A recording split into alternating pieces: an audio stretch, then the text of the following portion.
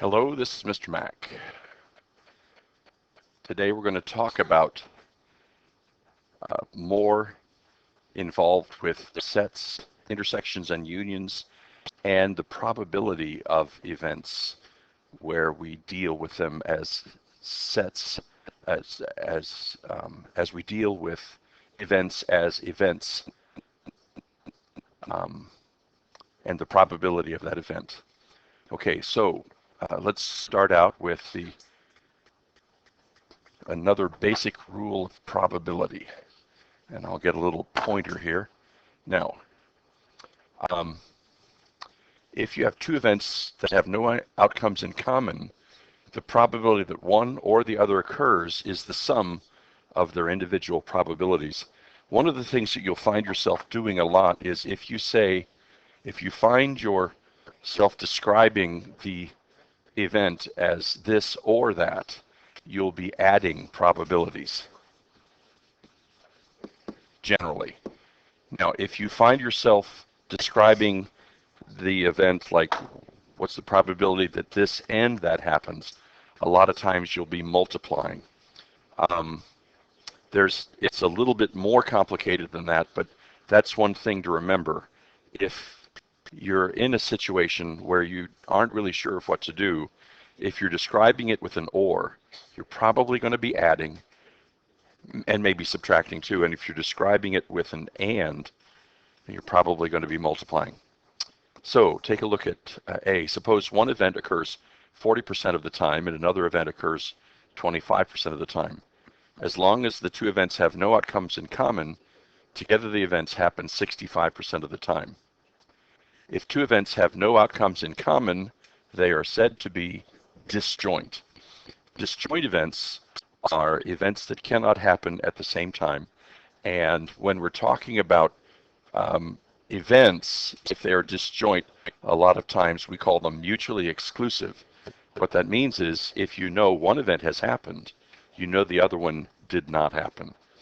And notice here, the probability of A or B, that's really a union, is the probability of A plus the probability of B. Since there's no overlap, we haven't counted any part of these events twice. Let's take a look at an example. We have the sample space for throwing a die is 1, 2, 3, 4, 5, or 6. A die is the singular form for the description dice. Okay. Suppose events A, B, and C are defined as follows. A is excuse me, getting an even number, B is getting at least 5, and C is getting at most 3. Find B union C. Well, B union C, as we talked about before, would simply be the set of all elements in B and all the elements in C. So we have 1, 2, 3, 5, and 6. What if the events are not disjoint? Well, when the events are not disjoint, if we take a look at this, then there is an overlap. And notice when you find the probability of A, that would be the probability that one of these things has occurred. Let's see, is that still all connected there? Yeah, those lines are connected. That's good. And to find the probability of B, that would be all of these things. And notice what's happened is that we have actually counted this intersection spot. I don't know if I can get to it. We've counted this intersection spot twice. So what we are going to do is we're going to take the probability of A plus the probability of B, but that's counted this region twice, so we're going to take it away once. And that's exactly what we're saying here. The probability of A or B, A union B, is the probability of A plus the probability of B minus the probability of A intersection B. Because it was counted twice, we need to take it away once.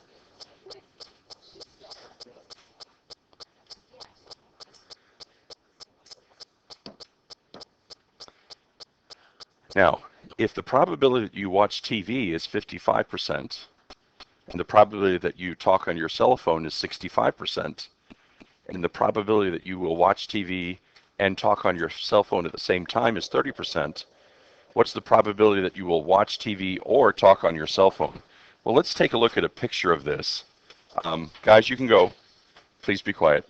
Let's call this set TV and this set cell phone.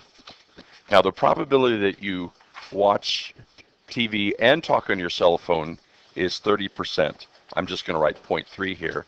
That means that 0.25% of the time you're just watching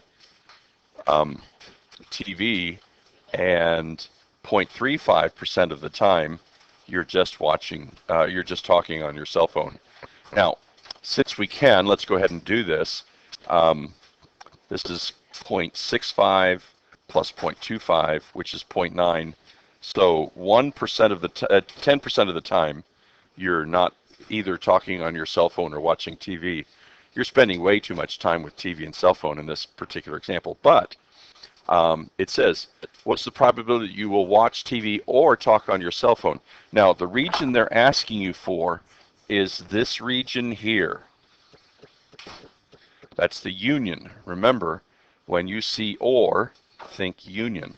Now, that's the probability TV plus the probability cell phone minus the probability of both, because that one has been counted twice. So we would say 0.55 plus 0.65 minus 0.3. Now, 0.55 plus 0.65 is 1.2, minus 0.3 is 0.9. Now, from our picture, when we add 0.25, 0.3, and 0.35, we do get 0.9, so that is how that actually works. Now, if a single die is rolled one time, find the probability of getting a number greater than 3 or an odd number. Okay, now, the probability greater than 3 is the set 4, 5, 6. The probability of an odd number is equal to 1, 3, 5. Okay, now, the probability of getting the probability greater than 3 intersect odd. In other words, the intersection of these two sets is the set 5. So notice the probability of, let's see, probability of getting greater than 3 is 3/6. The probability of odd is 3/6. And the probability of greater than 3 intersect odd is going to be 1/6. So the probability is 3/6 plus 3/6 minus 1/6, which is 5/6. And if you look at that, the union of these two sets is the set 1, 3, 4, 5, 6. And there's 1, 2, 3, 4, 5 elements in that. So the probability of that is 5/6. So that again confirms our results. Hello, I'm back. Now, number 3, Tessia and Courtney are anxiously awaiting word on whether they've been made partners in a law firm. Tessia's probability of success is 0.7. Courtney thinks hers is 0.5. The probability they're both promoted is 0.3. Find the probability at least one person is promoted. Well, let's just do a Venn diagram here. This would be an easy way to take a look at this. We've got Tessia, and we have Courtney. And the probability they're both going to be promoted is 0.3. So 0.3 would go in the overlap. And then the probability that Tessia is going to be promoted is 0.7. So that would give us a 0.4 here. And then the probability that Courtney is going to be promoted is, well, it's 50%, so 0.2 would go in here. Now, if you add those up, you get 0.9, so there's a 10% probability that neither gets promoted. So what's the probability that at least one person is promoted? That would be 0.4 plus 0.3 plus 0.2, which is 0.9. Now, another way of looking at that would, what is the probability Tessia or Courtney, which is the probability Tessia plus the probability Courtney minus the probability Tessia and Courtney. Now, that was probably the relationship that Ms. Weaver wanted to illustrate when she wrote this problem. Now, probability of Tessia is 0.7. The probability of Courtney is 0.5. The probability of both is 0.3. So we get 0.7 plus 0.5, which is 1.2 minus 0.3, which is 0.9. So notice we end up with the same thing that way. All right. The probability that Tessia is promoted and Courtney isn't. Well, that would simply be the region here. Probability that Tessia is promoted and Courtney isn't is 0.4. All right, let's go on down now and talk about independence. Now, independence is a fairly easy concept. Independence means if you have two different events, then the fact that one occurred doesn't affect whether or not the other one's going to occur. They're not related in any way, they're not linked in any way. Their probabilities aren't linked. Now, it says, what's the probability that when we flip a coin twice, we get two consecutive heads? Well, notice if you flip a coin and you get a response, that doesn't affect what happens the second time you flip the coin. But now, if we want to talk about the probability when we flip a coin twice, we get two heads, that would be the probability that we get heads on the first flip times the probability we get a head on the second flip. Because these two events are independent, that would be 1/2 times 1/2, or 1/4. The key point is to remember that getting the head on the first toss does not change the probability of getting a head on the second toss. And that means that the two events are independent. Ordinarily, to find the probability that both occur when they're independent, we multiply the probabilities together. Okay. This seems to be restating what we were saying here. Independent events, the occurrence of one event does not alter the probability of the occurrence of the other event. All right.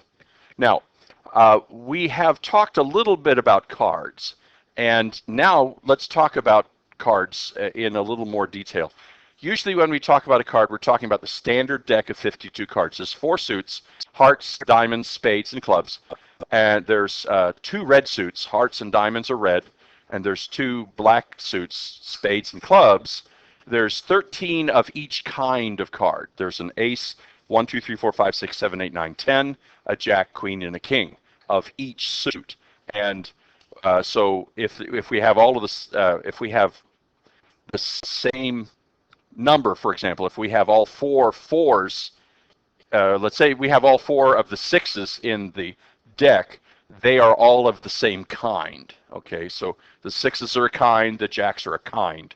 Okay, now when you draw a card from a deck and then you draw another card from the deck, this can either be independent or not independent. And the reason that it would either be independent or not independent is whether you replace the first card before the second one is drawn or not. Now, with replacement, the events are independent. Without replacement, the events aren't independent. So let's see. Here we have an example. Take 10 slips of paper, put them in a hat. They have the digits 0 through 9 written on them. If you pull out a sheet of paper and put it back, that would be replacement. The second draw will be exactly like the first. If you do not replace the slips without replacement, you draw. There are only 9 choices for the second slip picked and 8 for the third, and so on. So how many 3-digit numbers can we make? With replacement, the first card could be anything from 0 through 9. The second card could be anything from 0 to 9. And the third card could be anything from 0 through 9. So we'd have 10 choices for the first card, 10 for the second, and 10 for the third. And so there would be 1,000 different 3-digit numbers we could make. In other words, we could have any number from 000 to 999. And if you think about it, from 1 to 999 is 999, and then the 000, toss that in, that makes 1,000. All right, without replacement, we would have 10 choices for the first card, but then since we're not putting that one back in, we would have 9 choices for the second card, and since we're not putting that one back in, we would have 8 choices for the third one. So we would actually only have 720 different numbers that we could make if we did not replace the card. Now, another way of saying this is there are 720 3-digit numbers. Well, kind of. If we're including 0 and 000 up to 999, there's 720 3-digit numbers that don't have a repeated digit. Okay. If the problem doesn't specify with replacing, then we're not going to be replacing. If we say we're drawing 2 cards and we don't say with replacement, then you have to assume that we're taking out a card and then we're taking out another card without replacing the first one. Now, do not confuse disjointness, if there is such a word, with independence. Remember, if A and B are disjoint, then they cannot occur at the same time. So if you know that event A has occurred, that greatly affects the probability of event B because all of a sudden its probability went to 0. Okay. Now, independent events don't affect the probability that the other event is going to occur. In other words, if you know if A and B are independent and you know that A has occurred, that doesn't change the probability that B will occur. Now, there are 2 ways to show independence. One way is to show that the probability of the intersection of 2 events, A and B, is equal to the probability of A times the probability of B. Now, also, we could say, and you haven't seen this symbol before, so let's just take a look at this. This symbol right here with the up and down line, the up and down line is read given, or in other words, knowing that B has occurred. So, in other words, this is the probability of A given B, or in other words, the probability that we know, what the probability of A would be knowing that B has occurred. And if the events are independent, then if we know B has occurred, that doesn't change the probability that event A will occur. So the probability of A given B is equal to the probability of A, means that A and B are independent. The probability of B given A is equal to the probability of B, means that A and B, again, are independent. Now, it's sometimes very useful in computing probabilities to do a tree diagram. Now, a tree diagram will help you organize all the elements in a sample space. For instance, to make a tree diagram, you would start by making a dot. So what we're going to do here is we're going to flip a coin and roll a die. So we'll start and we'll flip a coin. Now, from this dot, what are the outcomes we could get when we flip a coin? Well, we could get heads, or we could get tails. And notice we have a little tiny tree here.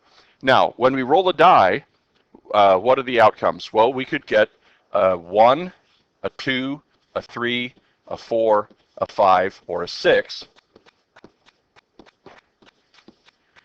And here, 1, 2, 3, 4, 5, 6. That's a 6 there. All right. Now, each one of these outcomes here, let's just take a look at this outcome, for example. This one represents a heads on the coin and a 3 on the die. Each one of these, the outcomes in your sample space would be one of the little leaves at the end of the tree. Now, to calculate the probabilities, what you can do is you can write the probabilities that each thing will occur right along the branch. In other words, what is the probability of rolling ahead? Well, it would be 1/2. What is the probability of flipping ahead? What would be the probability of selecting or rolling a 3? That would be 1/6.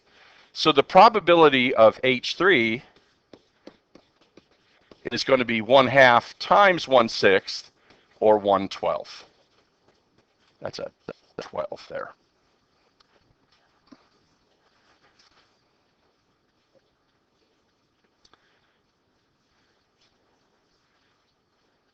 Okay, so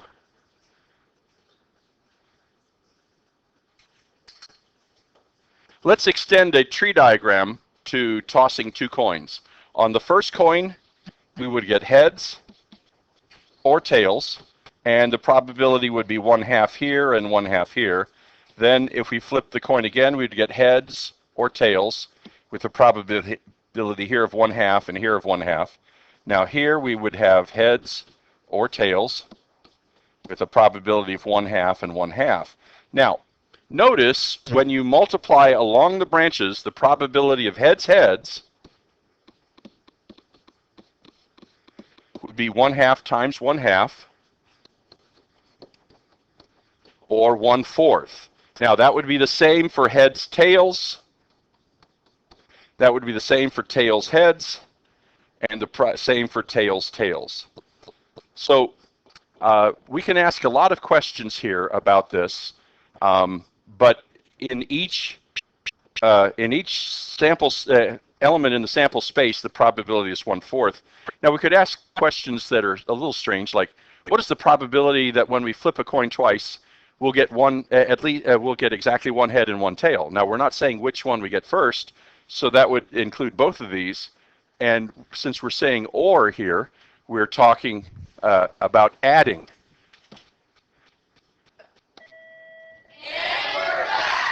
Oh dear. All right. Now, now notice that to calculate probabilities, if you've got a tree diagram, if you want to find the probability of a particular event, you would multiply the probabilities along that path. For example, the probability of heads, tails would be 1/2 times 1/2, or 1/4. But if you wanted to add if you wanted to find the probability of heads, tails, and tails, heads, you would add these two probabilities together, 1/2. I'm sorry, 1/4 plus 1/4. Probability of heads, tails is 1/4. Probability of tails, heads is 1/4. So 1/4 plus 1/4 would be 1/2. Then it says calculate the probability of head, head. We've done that. That's 1/4. Calculate the probability of getting at least 1 head from 2 tosses.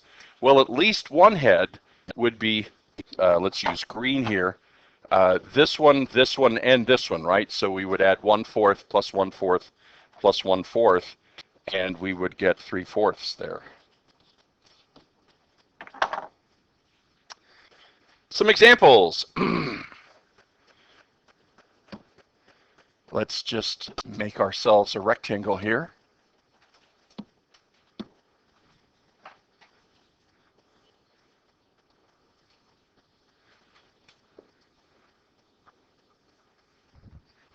All right. A bag is selected. A bag can, suppose 75% of all registered voters voted in a suburban district are Republicans.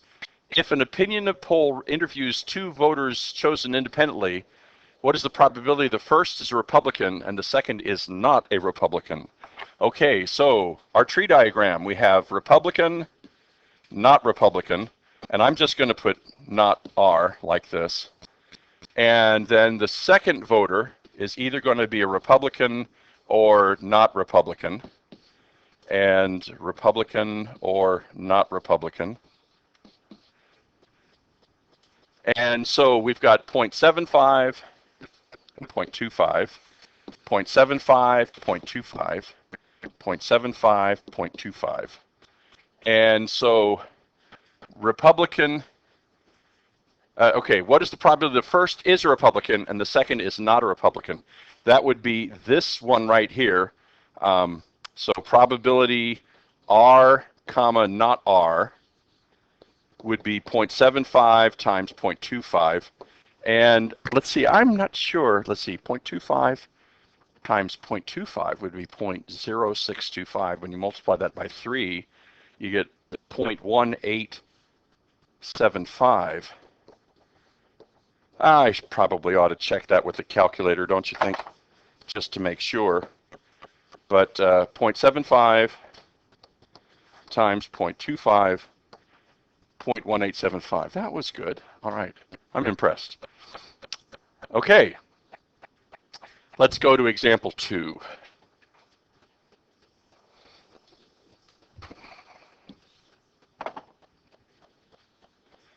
A bag contains 4 red marbles and 3 green marbles. A marble is selected, replaced, and then another marble is selected. A, classify as independent or dependent. Since they replaced the marble before they drew the second one, these two draws are independent. Construct a tree diagram that represents the outcomes. So we've got red, green, and then red, green, and red, green. Okay, so we've got 4/7, 4/7, 3/7, 3/7, 4/7, 3/7. So the probability of red is 16/49. The probability of red-green would be 12/49. The probability of green-red would be 12/49. And the probability of green-green would be 9/49. Now, just to see how this works, if we added all of these up, we would expect to get 1. And so 16 plus 12 is 28, plus 12 is 40, plus 9 is 49. So we get an outcome of 1 when we add all the probabilities together.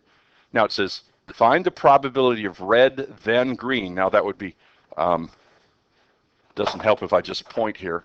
That would be red and then green, right? So that would be 12/49. Let's take a look if there are any more questions. Find the probability red and red.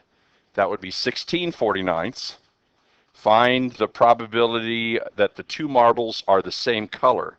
Well, that would be 16/49 plus 9/49, which would be 25/49. And find the probability red and green. Okay, that would be red intersect green. In other words, there's a red, there's a green. They didn't tell us which order. So that would be 12/49 plus 12/49, or 24/49. And we're back. Now, example 3, a bag contains 12 quarters and 7 nickels. 2 coins are selected from the bag. Classify as independent or dependent. Since they didn't tell us they're replacing the first coin before the second one is drawn, these are dependent events. Now, it says construct a tree diagram to represent the outcomes. So let's do this time. We've got quarter or nickel, nickel, and then we have on the second one, it could be either quarter or a nickel, quarter or a nickel. Now, the cool thing about tree diagrams is even when the events aren't independent, we can still calculate the individual probabilities and calculate the events, calculate the probability of the events, okay? So there are, the probability of a quarter is 12/19 at the beginning, and probability of a nickel is 7/19. Now, if we get a quarter on the first draw, the probability of a second quarter is 11/18. The probability of a nickel on the second draw is 7/18. Now, the probability, okay, if we get a nickel on the first draw, the probability of a quarter on the second draw is 12/18, and the probability of a nickel on the second draw is 6/18. So the probabilities, let's see, 18 times 19. You know, I don't think I know what that is, so let's just make sure I don't make a horrible mistake here. 18 times 19 is 342. So we have 342 for the bottom. Now, 11 times 12 is 132. 12 times 7 is 84. 7 times 12 is again 84. And then 7 times 6 is 42 over 342. Now 132, just checking here.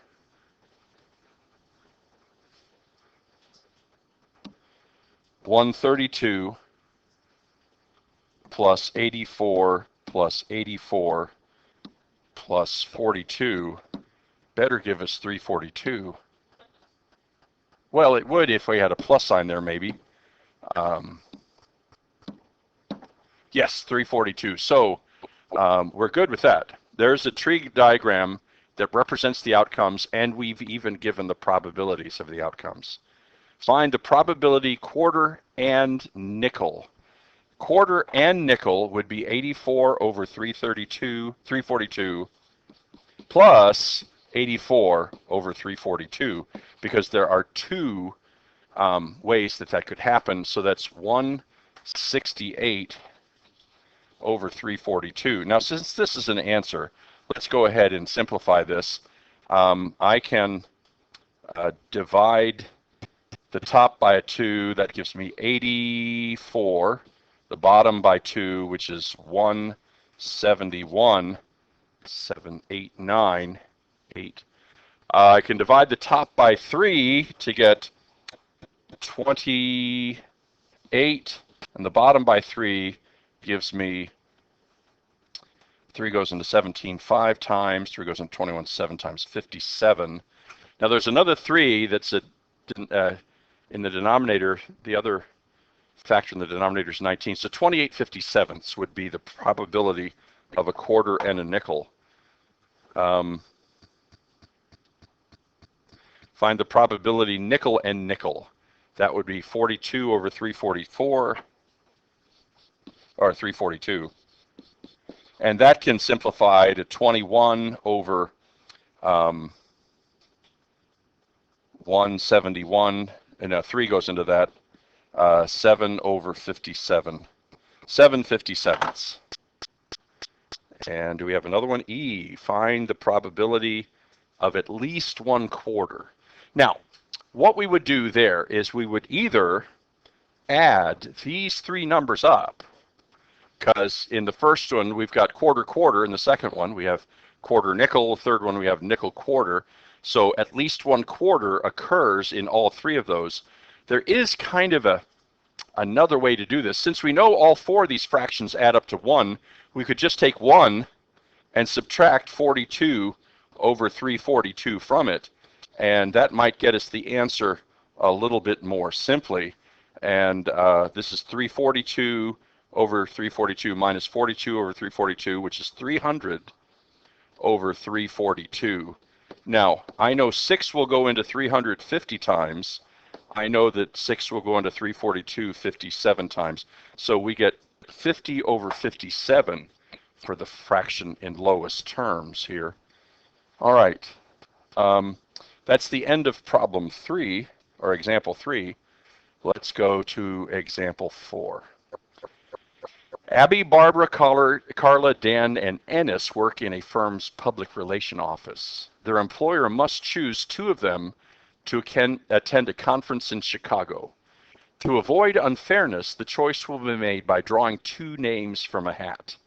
So we're going to select 2, and we're not putting the names back in because we're sending 2 employees, so we don't want to send Dan and Dan, for example. Now, A, it says write down all the possible choices of 2 of the 5 names. For convenience, you can list the first letters of their names. So we could have A and B, A and C, A and D, A and E, B and C, B and D, B and E, C and D, C and E, and D and E. That takes care of all of them. All right. Now, I probably need, let's see, probably should have done a better job of where I was writing these. So I'm going to group those, maybe make them a little smaller and put them over here. Okay, now, the random drawing makes all choices equally likely. What is the probability of each choice? Well, since there's 4, 7, 9, 10 of them, 10 choices, the probability of each choice is 1/10. What is the probability that neither of the 2 men, Dan and Ennis, are chosen? Well, if we just got rid of the Dans and the Ennises, we would see the probability that neither of the males chosen would be 3 out of 10. And we're finished with number 4.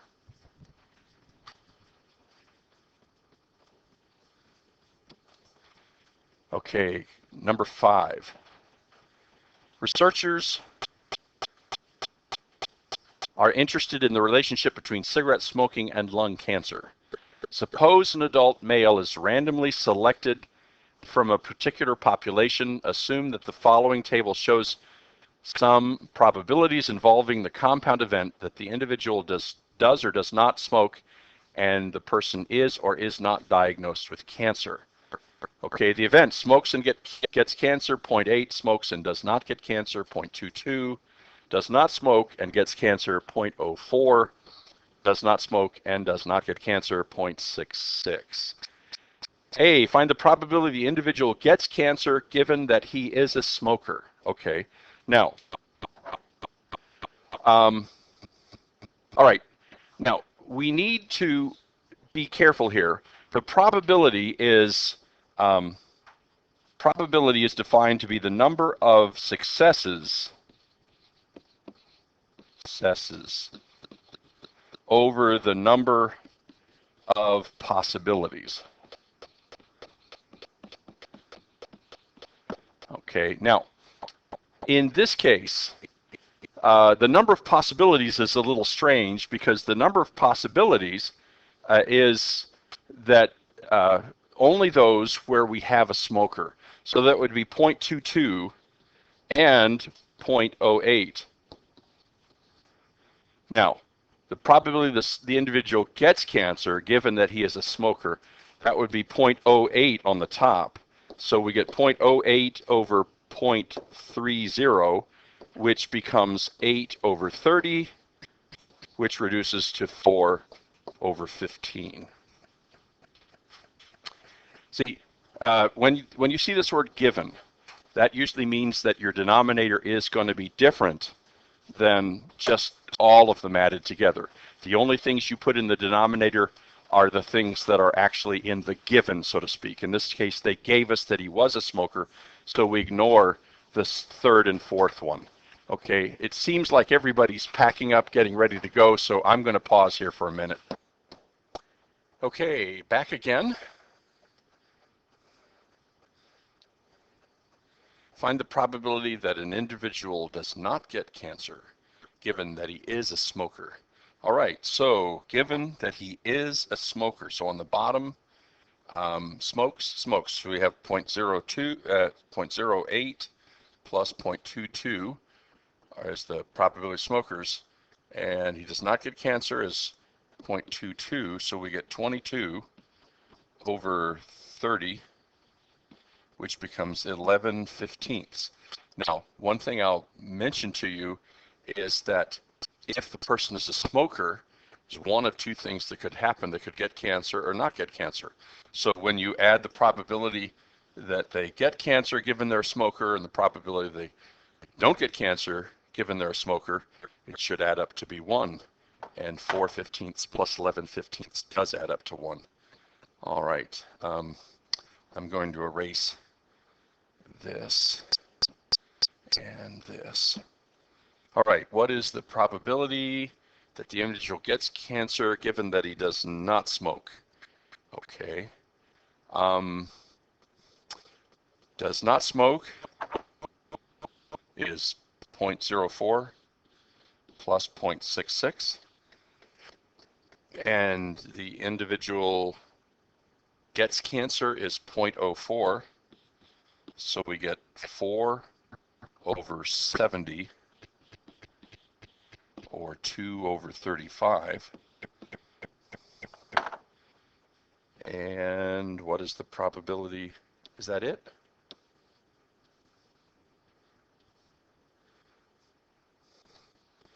I guess that's it. Okay. I'm going to stop this one, and I'll start another video for the other half of it. So I'll say it, and we're